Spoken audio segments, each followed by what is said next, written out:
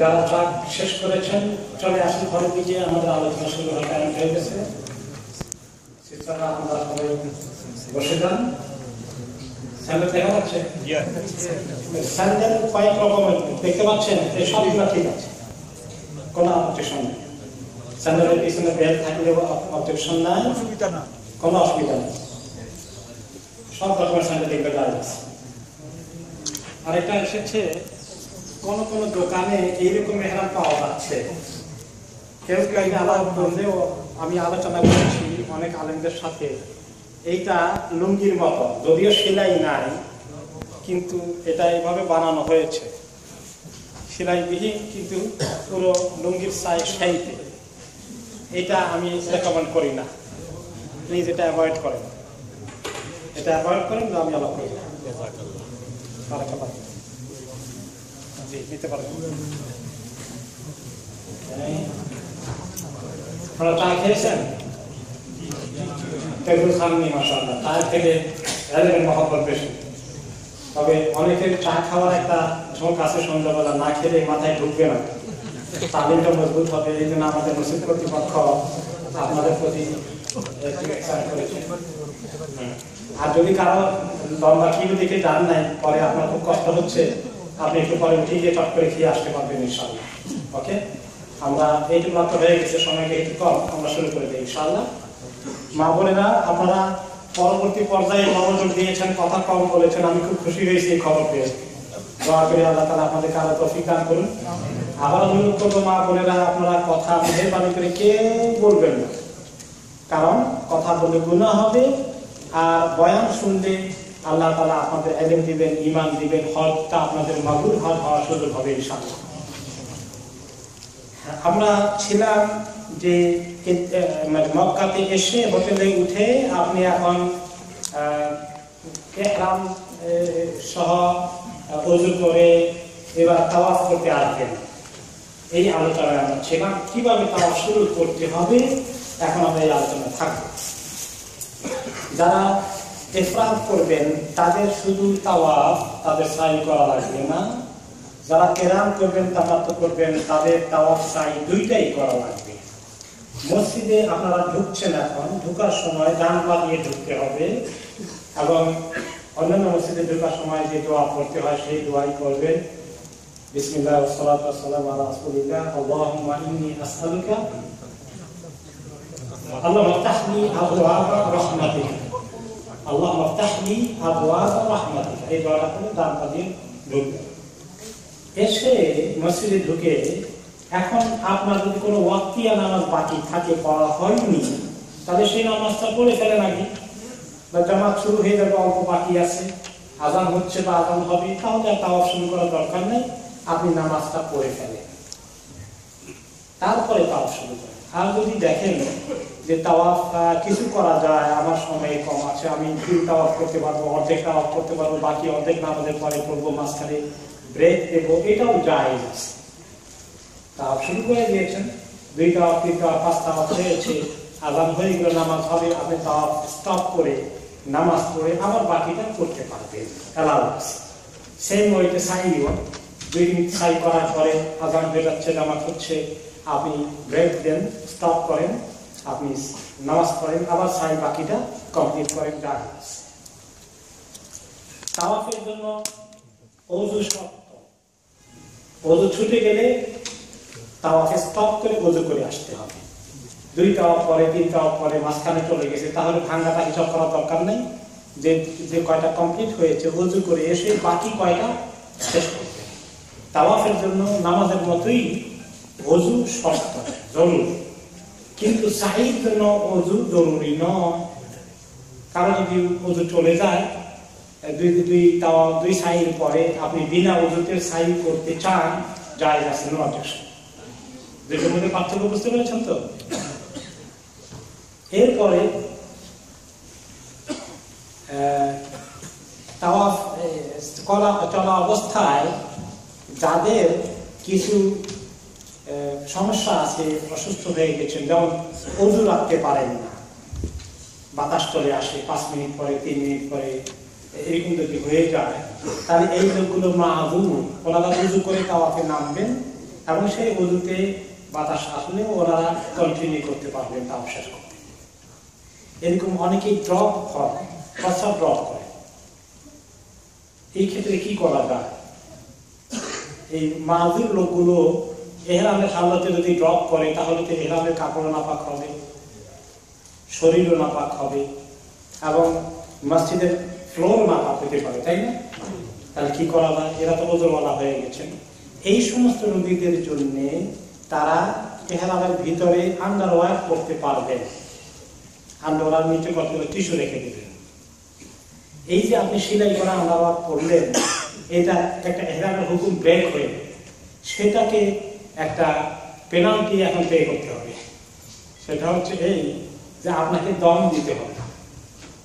দম দিতে হবে, কিন্তু আপনার জন্য এই দম সহকারে এটা অ্যালাউ করা হয়েছে এই জন্য যে এটা একটা ওজন, এর কোনো বিকল্প নাই বিধায় এই সমস্ত কেসে এটা অ্যালাউ আছে।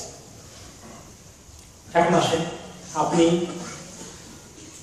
ইহরাম করে এখন ঢুকছেন, আপনার ইহরামটা গায়ে আসেই ইহরামের চাদরটা নরমালি সব সময় কি করতে হবে? দোনো কান ঢেকে রাখতে হবে।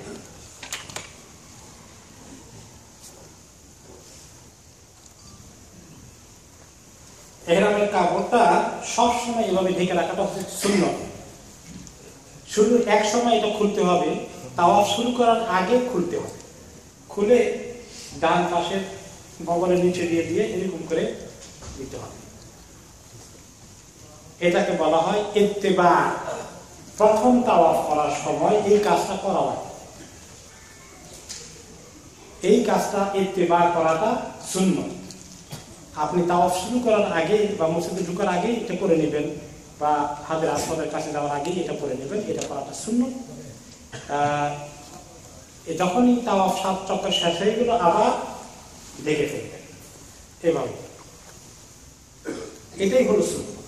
কিন্তু অনেক মানুষ আপনি জেদ্দা নেমেই দেখবেন মক্কা, যে বিভিন্ন সময় দেখা যায় মেজরিটি লোক সবসময় সুন্নতের উল্টা আমল করে এরকম করে রাখে, দিবারাত্রি 24 ঘন্টা এভাবে করে রাখে। এটা সুন্নতের খেলা। ঢেকে রাখাটা সুন্নত। শুধু তাওয়াফ শুরু করার আগে এই সুন্নতটা করতে হয়। এই সুন্নতের নাম হচ্ছে ইত্তেবা। ডান কান খোলা রাখা, খোলা রেখে আপনি রেডি। এখন আপনি তাওয়াফ শুরু করবেন। কোন জায়গা থেকে শুরু করবেন? হাজের আসওয়াদ। হাজের আসওয়াদের ছবি আসছে নাকি?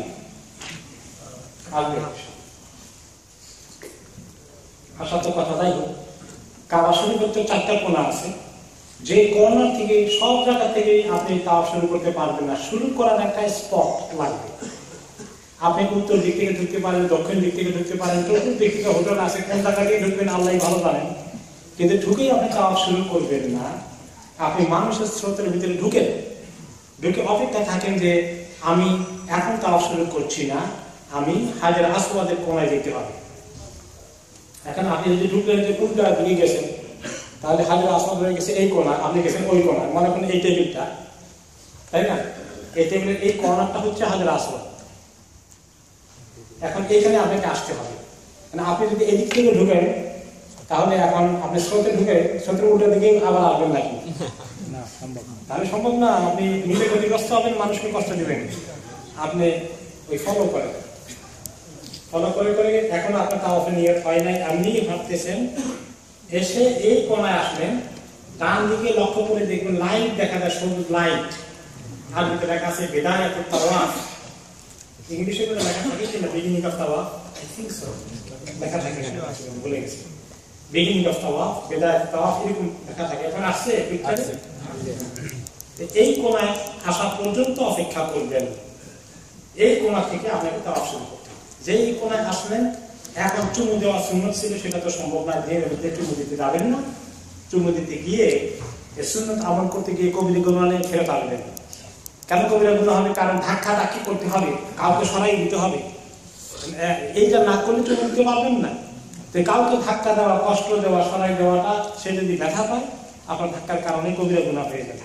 কাজে ওখানে যাবেন না। আপনি খারাপে টায়ার্ড হবেন, মানুষকে কষ্ট দিবেন, নিজে কষ্ট পাবেন। এখন আমরা এটা রেকমেন্ড করি না। আপনি দূরে থেকে ইশারা করেন বিসমিল্লাহ আল্লাহু আকবার, অথবা বিসমিল্লাহ আল্লাহু আকবার, এরকম করে হাত তুলবেন, ইশারা করবেন। করে এই লাইট বরাবর হয়ে, আর এই লাইট ওইদিকে কোনা এখানে, এইভাবে আপনি তাকাবেন। এই জায়গায় এসে গেছে, বিসমিল্লাহ আল্লাহু আকবার। এবারে শুরুর আগে একটা দোয়া আছে, যদি পারা যায় কোনো সাহাবী এই দোয়াটা পড়েছেন সেটা পড়ে নেবেন। আল্লাহুম্মা ঈমানান বিকা ওয়া তাসদীকান বিকিতাবিকা ওয়া ইত্তিবাআন ওয়া ওয়াফাআন বিআহদিকা ওয়া ইত্তিবাআন লিসুন্নতি নবিয়িকা মুহাম্মাদিন সাল্লাল্লাহু আলাইহি ওয়াসাল্লাম। এইটা বলে শুরু করবেন যদি পারা যায়। এইটা পড়া মুস্তাহাব, না পারলে কোনো অসুবিধা নেই। তারপরে জিকির আজকার শুরু করে দিলেন, লা ইলাহা ইল্লাল্লাহু ওয়াহদাহু লা শারীকা লাহু লাহুল মুলকু ওয়া লাহুল হামদ ওয়া হুয়া আলা কুল্লি শাইইন কাদির। এটা হচ্ছে জিকির আজকারের দোয়ার মধ্যে সর্বোত্তম, সর্বশ্রেষ্ঠ। এরপরে সুবহানাল্লাহি ওয়া আলহামদুলিল্লাহি ওয়া লা ইলাহা ইল্লাল্লাহু ওয়াহদাহু লা শারীকা লাহু ওয়া লা কুওয়াতা ইল্লা বিল্লাহিল আলিয়্যিল আযীম। এটা অন্যতম সর্বশ্রেষ্ঠ আজকারের মধ্যে দ্বিতীয়। এরপরে বিভিন্ন দোয়া, মুনাজাত, ইস্তিগফার, দরুদ শরীফ, আরবিতে যা আছে কোরআন হাদিস থেকে দোয়া মুখস্থ আছে সবগুলো বলেন। এরপরে বাংলায় বলেন, নিজের জবানে বলেন, তাওবা ইস্তিগফার রাখি, আল্লাহর কাছে গুনাহ মাফ চাওয়া, দুনিয়া আখিরাতের কল্যাণ, নিজের জন্য, মা বাবার জন্য, মরে গেছেন, জিন্দা আছেন, দাদা দাদি, নানা নানি, ছেলে মেয়ে, স্ত্রী, স্বামী, সবার জন্য আল্লাহর কাছে দোয়া করা, উম্মতের জন্য দোয়া করা। আর এইভাবে দোয়া জিকিরের মাধ্যমে আপনি তাওয়াফ শেষ করবেন। দোয়া দরুদ পরে যদি কেউ বিভিন্ন আয়াত সূরা পড়তে চান, কোরআন শরীফ তেলাওয়াত করতে চান, সেটাও জায়েজ আছে। আল্লাহ তাআলার নামগুলো পড়তে চান, জায়েজ আছে। মুখস্থ পড়া এবং নিজের ভাষায় বলা এগুলোই ভালো। বই পুস্তক দেখি কেউ কেউ পড়ে, তো বই পুস্তক দেখে পড়লে হয়ে যায়, না জায়েজ না, কিন্তু অসুবিধা হলো মনোযোগ বই পুস্তকের দিকে, নজর বই পুস্তকের দিকে দিতে গিয়ে আপনার মনোযোগ কিছু কমতি হয়ে যেতে পারে। এছাড়া মানুষের জন্য হাঁটা দানা, কার গায়ের মধ্যে হুমড়ি খেয়ে পড়েন, কার গায়ে আপনার পায়ে জুতা লাগে, ধাক্কা লাগে, এটা একটা অসুবিধা। এই জন্য এইভাবে বই দেখে না পড়াটাই আসলে ভালো। কোন কোন দেশের লোকেরা একজনকে জোগাড় করে ভাড়া করে নিয়ে আসে, সেই দোয়া পড়ে, আর সবাই তার পিছনে স্লোগান দিয়ে দিয়ে দোয়া পড়ে, চিৎকার করে করে। এই চিৎকার করে স্লোগান দিয়া যাওয়া মানুষের জন্য অনেকে দোয়ার মনোযোগটাকে সম্পূর্ণ নস্যাৎ করে দেয়। এটা ঠিক নয়। একটু খুশু খুশুর সাথে পড়া, এত চিৎকার করার দরকার নাই। হারে একজনকে আল্লাহুম্মা আল্লাহুম্মা এই যে শুরু করে দেয়, বাকি আশেপাশে লোকগুলো মনোযোগ সব শেষ করে দেয়। হ্যাঁ, এরকম না করা উচিত। নিজে একা একা যা পারি করি, নিজে চোখের পানি ফেলাটার মধ্যে সব বেশি। ঘুরতে থাকেন এভাবে, আপনি সামনের দিকে তাকাবেন এবং এতে করে কাবা শরীফের দিকে নজর যেতে পারে, অসুবিধা নেই। কোন কোন কিতাবে লেখা আছে কাবা শরীফের দিকে দেখা ঠিক নয়। এই কথাটা কিছুটা সত্য, কিছুটা অসত্য। সত্য কোন সেন্সে, যে আপনি কাবা শরীফের দিকে যদি দেখতে চান তাহলে আপনি যাবেন সামনের দিকে, কিন্তু আপনি উল্টা দিকে এরকম করে যদি হাঁটেন তাহলে এটা ঠিক হচ্ছে না। এরকম দেখা নেই, কিন্তু আপনি যাচ্ছেন সামনের দিকে, কিন্তু আপনার চোখটা কাবার দিকে চলে যাচ্ছে, নো প্রবলেম, এটার কোনো আপত্তি নেই। বরঞ্চ এটার মধ্যে আরো ফজিলত বেশি। আল্লাহর ঘর তত দেখবো, মন খুলি তত এটা আরেকটাই ভালো। আল্লাহর ঘরের দিকে তাকিয়ে এটাই ভালো, কিন্তু তাওয়াফের সময় উল্টা দিকে ভাবে তাকাবেন না, আপনার নজর সামনের দিকে এভাবে ঘুরবে না। তো বইয়ের মধ্যে লিখতে গিয়ে ক্লিয়ার করে নাকি একটু কনফিউশন হয়ে যায়। এরপরে হাতিম আছে যে কাবা ঘরের থেকে আলাদা একটু জায়গা আছে, যেটা অরিজিনালি কাবার অংশ, এর ভিতরে দিয়ে সবটা তাওয়াফ মারবেন না কেউ, অবশ্য ঢুকতে পারবেন না, সেখানে অলরেডি বলছে। বাইরে দিয়ে হাতিমের বাইরে তাওয়াফ করতে হবে, কারণ হাতিম কাবার অংশ, কাবার বাইরে দিয়ে তাওয়াফ করা লাগে। হাতিমের মাঝখান দিয়ে আর কাবার ওই ফাঁকে দিয়ে ঢুকলে আপনার তাওয়াফ কমপ্লিট হয়নি, তাওয়াফ হয়নি, খেয়াল করতে হবে। এরপরে আপনি চারটা কোণাতে কাবা ঘরে, প্রথমটা হাজারে আসওয়াদ, তারপর লাস্টটা 3 নম্বরটা হচ্ছে রুকন ইয়ামান। রুকন ইয়ামানের পাশে দিয়ে কেউ যদি হাঁটে, হাত দিয়ে একটু টাচ করাটা সুন্নাত, কিন্তু ওইটা টাচ করতে গেলে এখন লম্বা লাইন ধাক্কাধাক্কি কর না, কাজে ওটাও অ্যাভয়েড করা দরকার। হজের মুহূর্তে তাওয়াফ করাটাই বিরাট এক কষ্টের কাজ। এত কাছাকাছি গেলে আপনার কষ্ট হবে, হারামের খুব কাছে গেলে এই ধাক্কা চাপের মধ্যে পড়ে যাবেন।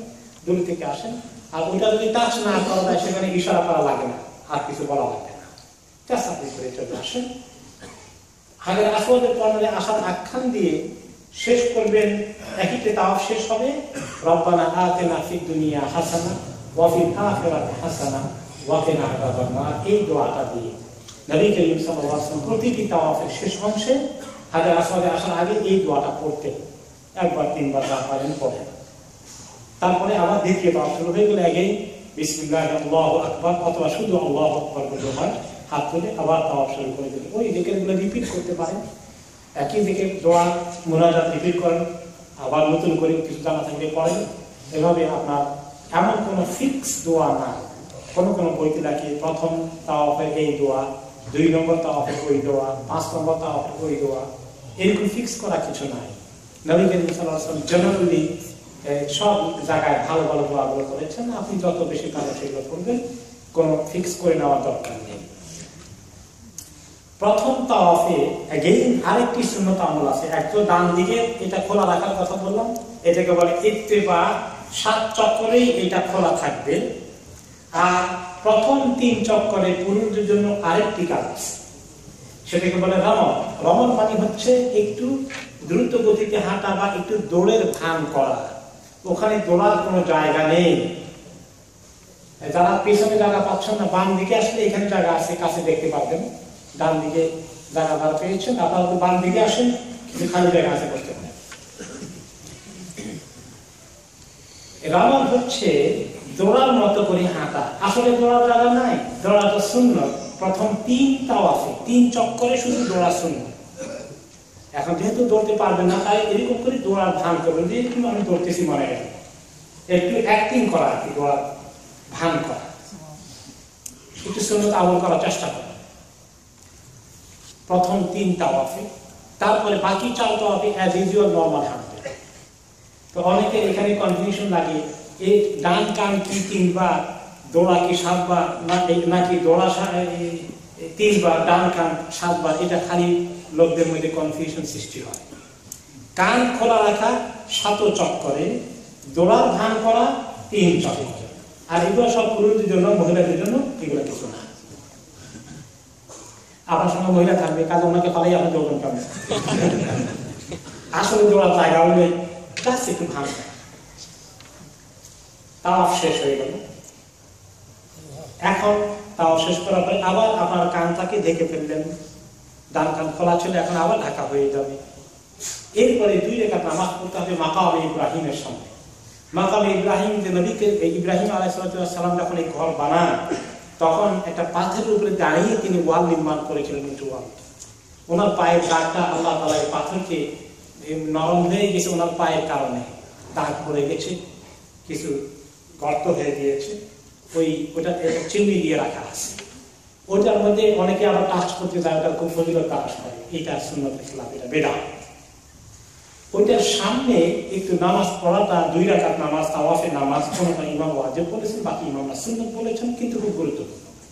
এই 2 রাকাত নামাজ পড়তেই, সেটা যদি চিমনির সামনে জায়গা পাওয়া যায় নরমাল টাইমে, তাহলে সেটাই পড়ার কথা। কিন্তু এখন হজের মৌসুমে মাকামে ইব্রাহিম ওই চিমনির সামনে ওইখানে জায়গা পাবেন না, পুরো জায়গা তাওয়াফের জন্য ব্যবহার করতে হবে।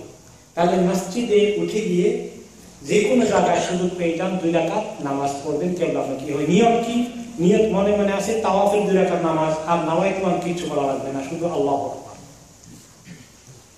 তারপরে সূরা ফাতিহার পরে প্রথম রাকাতে কুল ইয়া আইয়ুহাল কাফিরুন পড়া, দ্বিতীয় রাকাতে কুল হুয়াল্লাহু আহাদ পড়া সুন্নাত।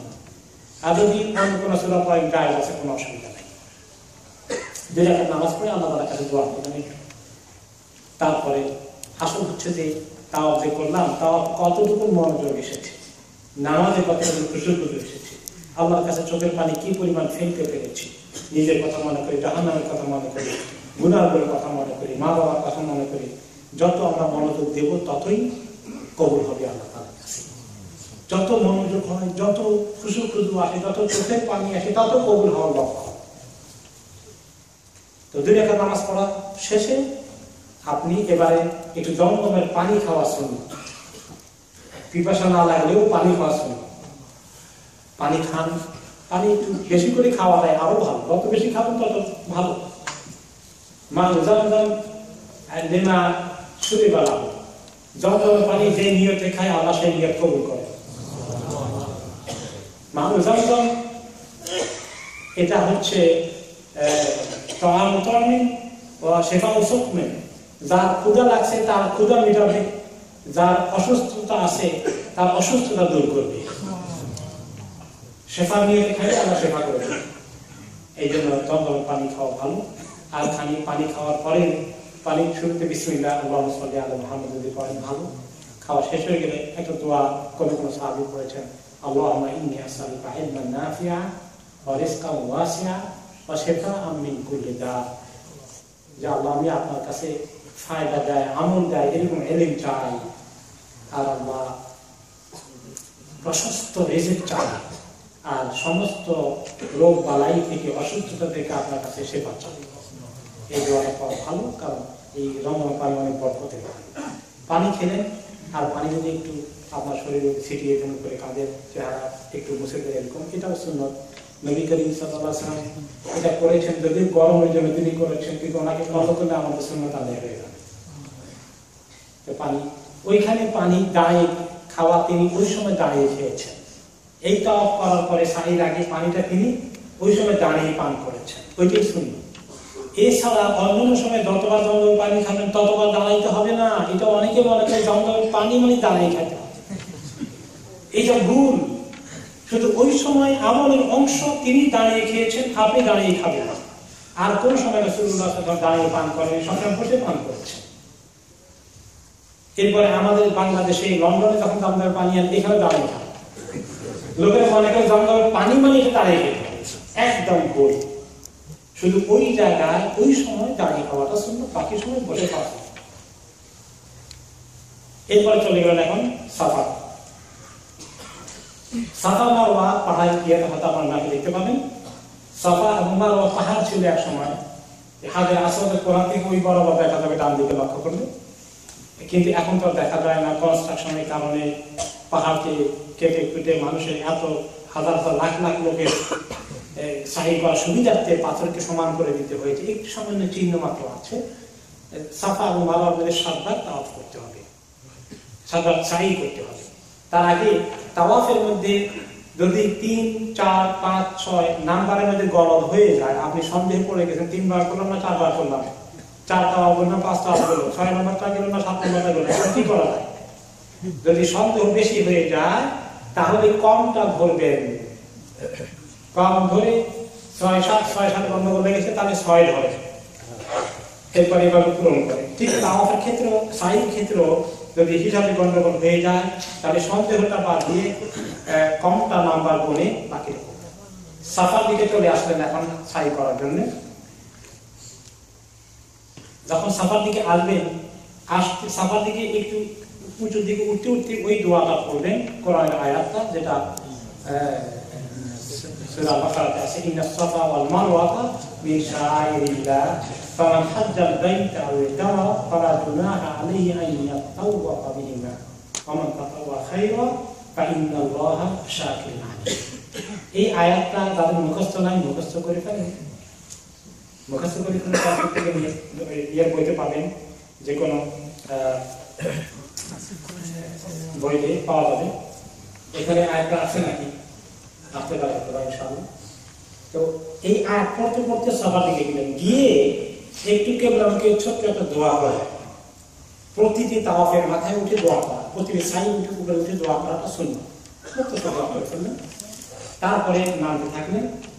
নামার সময় লা ইলাহা ইল্লাল্লাহু ওয়াহদাহু লা শারীকা লাহু লাহুল হামদ সুবহানাল্লাহি আলহামদুলিল্লাহি ওয়া লা ইলাহা ইল্লাল্লাহু আল্লাহু আকবার ওয়া আশহাদু আন্তা আল-আযীমুল আকরাম, এরকম আরো কিছু দোয়া, লা ইলাহা ইল্লাল্লাহু ওয়াহদাহু লা শারীকা লাহু লা ইলাহা ইল্লাল্লাহু ওয়াহদাহু আল-হামদুলিল্লাহি ওয়া নাসারা আবদাহু ওয়া আ'azza jundahu ওয়াহদাহু আহলাবা ওয়াহদাহু লা ইলাহা ইল্লাল্লাহু ওয়া লা ইলাহা ইল্লা হুয়া মুখলিসিনা লাহু দ্দীন ওয়া কারিহাল কাফিরুন। এই সমস্ত দোয়াগুলো বিভিন্ন দোয়া কিভাবে পাওয়া যাবে সেগুলো বললেন। আপনার যা দোয়া মুখস্থ আছে সেগুলো পড়েন, ইস্তিগফার, ঠিক তাওয়াফে যে সমস্ত দোয়া করেছেন ওগুলো আবার এখানে দোয়া করতে থাকেন।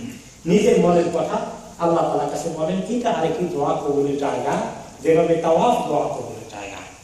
যত চোখে পানি আসবে, যত মনোযোগ আসবে সেই কেউ তাওয়াফ সাই করে, বিশেষ করে সাইর সময় এই হাসাহাসি করে, মানে কেমন যেন খালি একটু দৌড়ের তালে আছে, এবার তাদের মুড হারিয়ে ফেলবে, এরকম করা ঠিক না।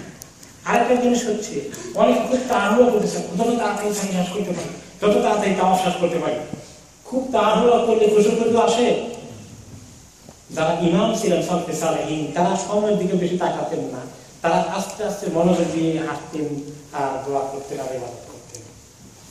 সাইড শুরু করে দিলেন, একটু পরে সাফা থেকে নামার পরে গ্রিন লাইট আসবে, পরে এরপরে আরেকটা গ্রিন লাইট আছে, দুই গ্রিন লাইটের মাঝখানের জায়গাগুলোর মধ্যে একটু দৌড়তে হয়, এইটা সুন্নাত, এটা সাইড অংশ।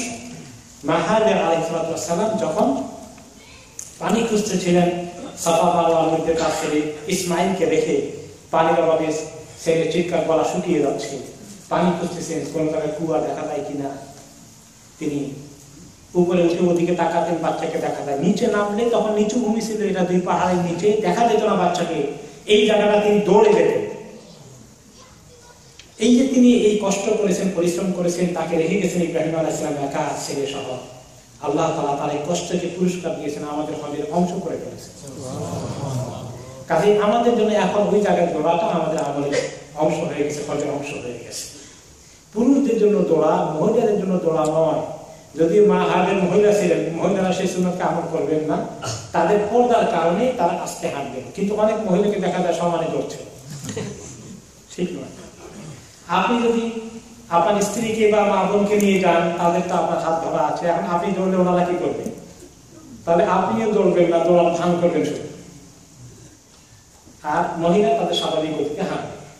এইভাবে করে সাফায় উঠে গেলেন, সাফার পাহাড়ে উঠে আবার কিবলামুখী হয়ে ছোট্ট দোয়া করবেন, নামাজ সময় বিসমিল্লাহ আল্লাহু আকবার বলে আবার শুরু করে দিলেন, দোয়া করতে করতে শুরু করে দিলেন, তিনবার পড়া সুন্নাত, আল্লাহু আকবার আল্লাহু আকবার আল্লাহু আকবার। প্রতিটি তাওয়াফে আগে সাফাতে ওঠার পরে দোয়া আল্লাহু আকবার তিনবার বলে আবার শুরু করে দিলেন, মারওয়াতে ওঠার পরে দোয়া কিবলামুখী মুক্তাসার এক মিনিট, তারপর আবার আল্লাহু আকবার তিনবার বলে আবার নেমে শুরু করে দিলেন। আসার পথে আবার দুই লাইট, সবুজ লাইটের মাঝখানে দৌড়ার ভান করবেন বা দৌড়বেন যারা পুরুষরা জায়গা থেকে। এইভাবে করে সাফা থেকে মারওয়া একবার, মারওয়া থেকে সাফা দুইবার হয়ে গেলে, আবার সাফা থেকে গেলে 3, আবার মারওয়াতে আসলে 4, আবার সাফাতে গেলে 5, মারওয়াতে আসলে 6, সাফাতে আসলে 6, আবার মারওয়াতে গিয়ে শেষে 7। তাহলে সাফা থেকে মারওয়া একবার, মারওয়া থেকে সাফা আরেকবার, এভাবে করবেন। পুরো সাফা মারওয়া ঘুরে একবার নয়, তাহলে 14 বার হয়ে যাবে। এমনিতেই অবস্থা শেষ, যার খাটনি আছে মাশাআল্লাহ, 14 বার যদি কেউ মাঝে মধ্যে করে তাই করে যে যাওয়া আসা মিলে ঘরে না, যাওয়া একবার, আসা আরেকবার হয়ে যায়। সাফা মারওয়া যখন 7 বারে মারওয়াতে শেষ হয়ে গেল, তখন আপনার এই ওমরার কাজ শেষ হয়ে আসলো। এখন ওমরা যারা তামাত্তু করেছেন তাদেরকে এখন বেরিয়ে এসে চুল কাটতে হবে। চুল কেটে তারপরে আপনি গোসল করে কাপড় খুলে ফেলে নরমাল ড্রেসে চলে আসবেন। চুল কাটার নিয়ম হচ্ছে সমস্ত মাথা থেকে চুল কাটা। যারা বেশ আগে যান মাথা শেভ করার তার মধ্যে 3 বারে সওয়াব হয়, আর যারা একদম লেটে যাচ্ছেন, তামাত্তু ওমরা হজের মাঝখানে বেশি পার্থক্য নাই, তাহলে তারা ছোট করা ভালো, পুরো মাথা থেকে চুল ছোট করে না ছেটে নেওয়া, এবং হজের সময় শেভ করে নেওয়া, পুরো মাথাকে মুন্ডিয়ে নেওয়াটা উত্তম। এই সময় মাথা চুল ছোট করাটা ভালো। তো যারা তামাত্তু করবেন তাদেরকে এই চুল কাটতে হবে। পুরুষদের জন্য সব দিক থেকে কোনো কোনো জায়গায় ছেলেপেলেরা কেচে নিয়ে দাঁড়িয়ে থাকে যে চুল কেটে দিয়ে তারা এখানে একটু এখানে বাস হয়ে গেছে, এটা ঠিক নয়, এটা ঠিক নয়। পুরো মাথা মুকাসসির তাকসীর করতে হবে, পুরো মাথা থেকে চুল কাটতে হবে, পুরো মাথা থেকে। আর মহিলাদের জন্য চুল এত ছোটও করা যাবে না, শেভও করা যাবে না। তাদের জন্য হচ্ছে 1 কর পরিমাণ, আঙ্গুলের 1 কর বা 1 ইঞ্চি বা তার চেয়ে একটু কম, আপনি নিজেরটা সেলুনে করে নিয়ে এসে আপনার সঙ্গে যে মহিলা আছেন, মা বোন স্ত্রী, আপনি কেটে নিয়ে আসবেন। আপনার মা বোন স্ত্রীর চুলের শেষের অংশটা মুখ করে আপনি ধরে 1 কর পরিমাণ এভাবে কেটে দিয়ে কেটে দিলে ওনার চুল কাটা হয়ে যাবে। তারপরে গোসল করে আপনার নরমাল ড্রেসে চলে আসেন। এই ইহরামের হালাতে যে সমস্ত কাজ নিষেধ ছিল মক্কাতে আপনাদের এখন সব কাজ হালাল হয়ে যাবে, আর কোনো আপত্তি না। এই হলো তামাত্তুওয়ালার অবস্থা। তামাত্তুওয়ালা আবার হজের আখ্যান দিয়ে নতুন করে আবার ইহরাম করবেন, একটু পরে আমরা বলবো ইনশাআল্লাহ। আর যারা কিরান হজের নিয়ত করেছেন, ইফরাদ হজের নিয়ত করেছেন, তারা এখন চুল কাটবেন না, ইহরামও খুলবেন না, ওই হালাতে থাকবেন। একদম মিনা মুজদালিফা আরাফাতের হজের কাজগুলো শেষ করে তারপরে একবারেই চুল কাটবেন এবং তখনই তারা একমাত্র ইহরাম খুলবেন। এই একটা মৌলিক পার্থক্য আছে। এখানে আরেকটি বিষয় আসে, ইফরাতওয়ালার এক সাই, ওমরায় সাই নাই, হজের সময় সাই করতে হবে। এখন যদি ইফরাতওয়ালা মনে করেন যে আমি সাইটা অ্যাডভান্স করে ফেলতে চাই, এখন যে তাওয়াফ করলাম, এই তাওয়াফের পরে আমি সাই করে ফেলবো, পরে হজের সময় আমি আর সাই করা লাগবে না, জায়েজ। ঠিক তেমনি তামাত্তুকারীরা যদি মনে করেন যে, বা কেরামকারীরাও যদি মনে করেন যে 8 তারিখের আগে কোনো এক সময় তারা মিনার দিকে যাওয়ার আগে একটা এক্সট্রা নফল তাওয়াফ করে সাইকে অ্যাডভান্স করে ফেলতে চান, হজের সময় আমি আর তখন সাই করা লাগবে না, শুধু তাওয়াফে জিয়ারত করব, সেটাও জায়েজ আছে যে অ্যাডভান্স সাই করে যাওয়া যায়। তবে সাইয়ের আগে একটা তাওয়াফ লাগবে, শুধু খালি সাই করে গেলে হবে না, এটা জায়েজ আছে। তবে উত্তম হচ্ছে সিকোয়েন্স, অর্ডার মেইনটেইন করা, সিরিয়াল মেইনটেইন করা। নবী করিম সাল্লাল্লাহু আলাইহি ওয়াসাল্লাম তাওয়াফে জিয়ারতের পরে সাই করেছেন, তার পক্ষে সম্ভব, সেটাই কিন্তু উত্তম, সেটাই সুন্নাত, ওইটার মধ্যে সন্দেহ। এখন আপনার তোমরা শেষ, আপনি হোটেলে আছেন, অপেক্ষা করবেন। যারা আগে যাবেন তাদেরকে আগে মদিনা জিয়ারত করাই নেবে, মদিনা থেকে আবার হজের আগে ফেরত নিয়ে আসবে, তাদের এক অবস্থা। আর যারা মক্কায় থাকবেন তারা এই হালতেই থাকবেন 8 তারিখ পর্যন্ত। যদি মদিনা নিয়ে যায় আগে, তারপরে হজের আগে আবার মদিনা থেকে মক্কায় নিয়ে আসে, তাহলে তো আপনি আবার মক্কায় ঢুকছেন, ওই সময় আরেকটা ইহরাম করতে হবে, আর ইহরাম করবেন। সেই ইহরাম করে একটা উমরা করতে পারেন, আপনি এক্সট্রা উমরা করে ফেলেন মদিনা থেকে আসার পরে, তাওয়াফ সাই করেন। অথবা আপনি ওইখান থেকেই হজের নিয়তে ইহরাম করে ফেললেন যে আপনার আর তাওয়াফ সাই করা লাগবে না, আপনি ওই ইহরাম নিয়েই মিনাতে চলে যাবেন। যারা হজের আগে মদিনা থেকে ঘুরে নিয়ে যায় তাদের জন্য এই মাসালা একটা এক্সট্রা করে দিলাম। আর যারা মক্কাতেই থাকবেন, আপনারা যারা তামাত্তু করে ইহরাম খুলে ফেলেছেন, 7 তারিখে রাত্রে অথবা 8 তারিখে, সুন্নত 8 তারিখে সকালে, কিন্তু মুআল্লিমরা সুবিধার জন্য 7 তারিখে রাত্রেই নিয়ে যায় আপনাদেরকে মিনাতে হজের জন্য। তখন আপনি মিনা যাওয়ার আগে আপনাকে ইহরাম করতে হবে। ইহরাম করার জন্য কোনো জায়গায় যেতে হবে না, হোটেল রুমে বসেই গোসল করে চুল কাটা লাগবে চুল কাটেন, যে কাজগুলো উমরা আগে করেছিলেন, মস্তক কাটা, এগুলো যদি লাগে সেখানে আবার করে ভালো করে শ্যাম্পু সাবান দিয়ে গোসল করে আপনি ইহরাম করলেন আপনার হোটেল রুমে। পরে অনেকে আবার আরেকটা তাওয়াফ করে যান, নট নেসেসারি, এটা জরুরি না, ওই সময় তাওয়াফ করে টায়ার্ড হয়ে যাবে, ওইখান থেকে সোজা মিনায় চলে যাবে। মিনায় 8 তারিখে পৌঁছে গেলেন, ঠিক আছে, 7 তারিখে রাত্রে যান, অথবা 8ই জিলহজ। আসলে 8ই জিলহজ থেকে হজের মূল কাজ শুরু হচ্ছে। এখন এখানে একটা কথা আছে, যে সমস্ত মহিলাদের মাসিক শুরু হয়ে যায়, যাওয়ার সময় হয়ে যায়, বা তারা, তাহলে যাওয়ার সময় হয়ে গেলে হোটেলে থাকবেন, বসবেন,